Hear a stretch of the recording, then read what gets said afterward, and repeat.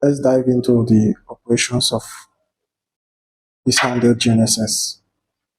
So these are the buttons: function key, another function key, record key, delete and touchlight key, settings key, power button and back key, that's go back menu key, start and stop key, and the navigation key. Take note, the navigation key is just this toggle or joystick at the middle. So it's a joystick.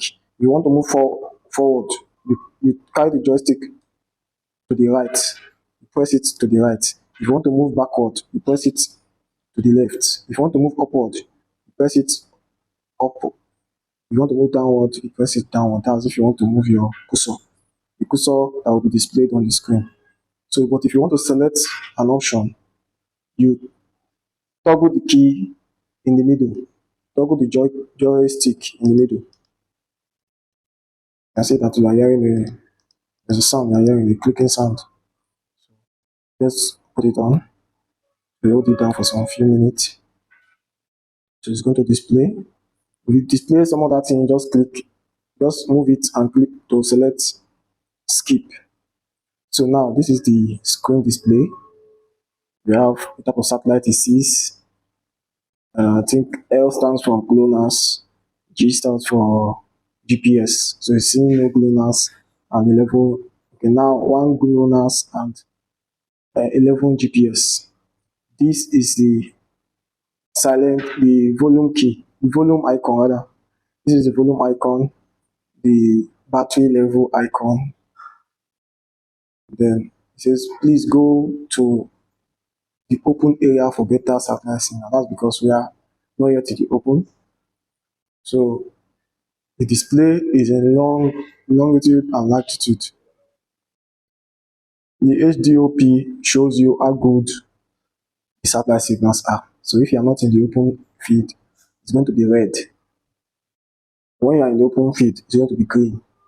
Or when you just come out from open field, open sky. So to operate this, first and foremost, you have to go and do settings. You have to go click the setting key, select. Remember, this joy key is where you navigate to the left, to the right, down, and up. So when you click the middle, you are going to go into the option the cursor is on. So now you are in a unit, you select your unit and select once it's green. Once the option is green, it means it has been selected. Now you can now move to see other options inside that selected.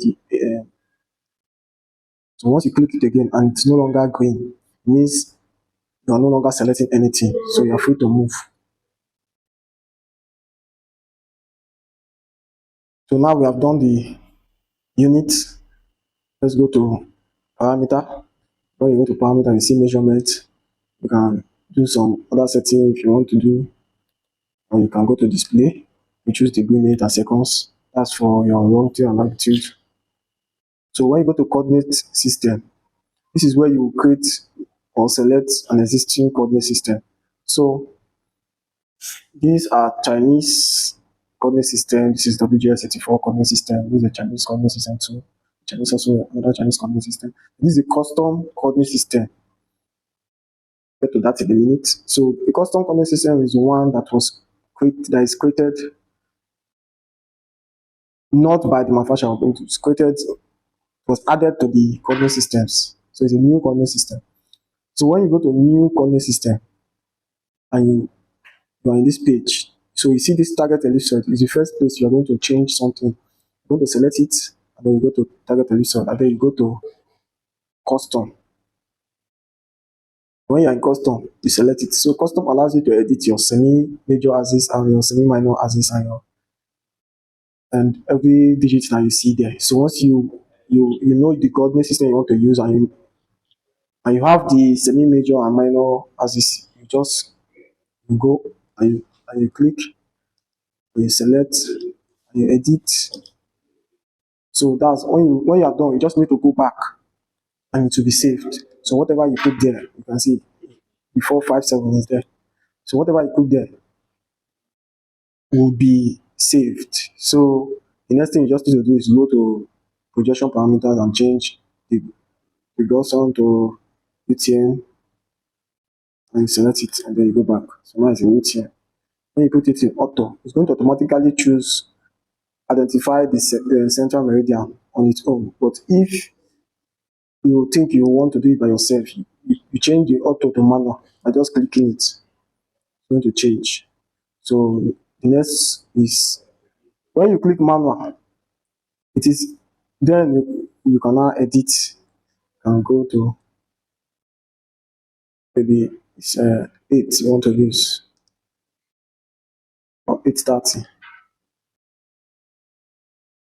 So,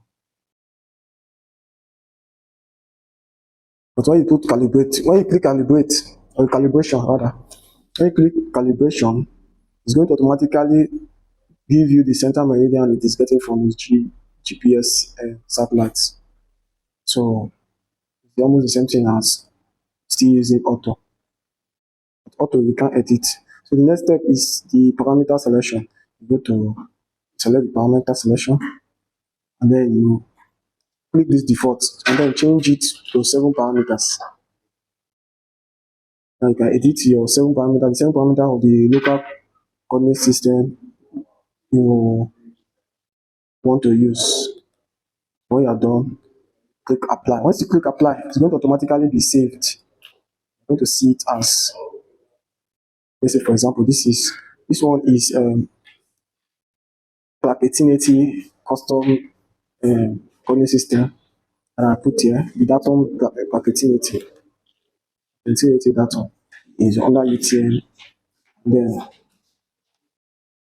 the auto is going to, once it's in auto, it means it will automatically be changing by itself.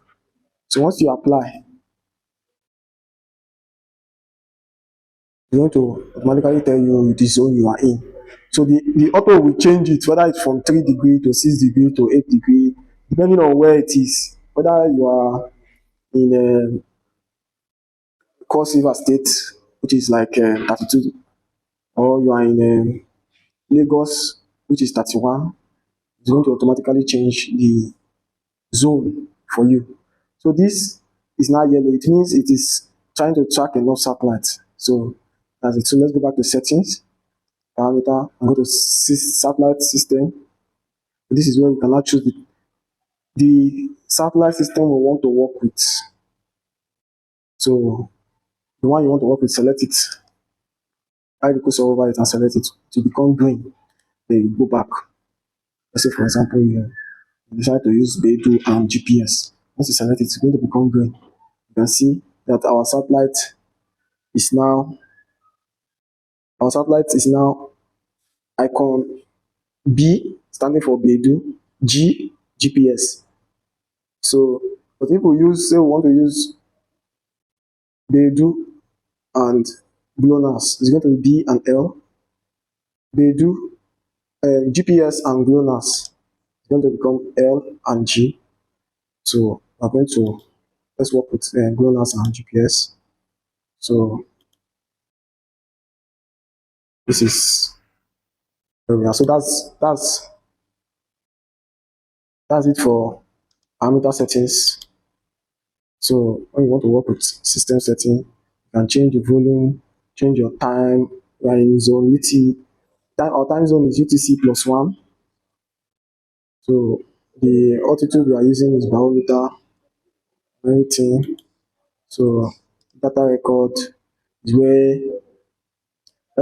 where you see the items you've recorded, whether you record an area, a distance, a waypoint, a route, a stakeout, or a track, or you imported a point. That's what that. So this capacity view tells you how many space you have left. So we have not put anything in distance, we have not put anything in the area, but in the waypoint we have 13 waypoints, which are the points we've picked out of 3,000. So we are having 2,900 and something, 87 waypoints left. No route, but we have a stakeout and we have a track. We have no track. So that's for data record. So when you want to, maybe you want to clear everything, That's where you go to factory reset and you click it and you click yes. So in the toolbox is where you see your satellite information, your barometer, your anchor point, the compass, calibrate it, track function. That's where it is in the toolbox. The about is telling you what version, software version you are using, everything. So now let's get some satellite data, so I can show you how to pick points.